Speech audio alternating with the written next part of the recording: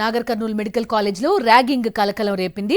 హాస్టల్లో జూనియర్ విద్యార్థులను గోడ కుర్చీ వేయాలంటూ సీనియర్లు ర్యాగింగ్ చేశారు.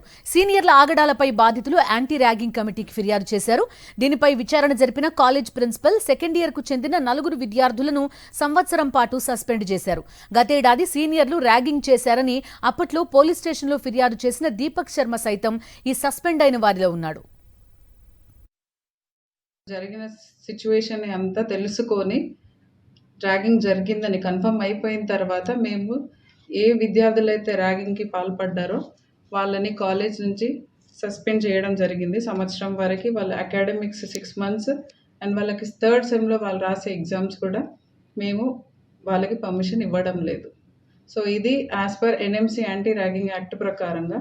దాంతోపాటు ఆ 2024 బ్యాచ్ మొత్తాన్ని 15 రోజుల వరకు అన్ని clinical postings plus theory classes అన్నీ సస్పెండ్ చేయడం జరిగింది.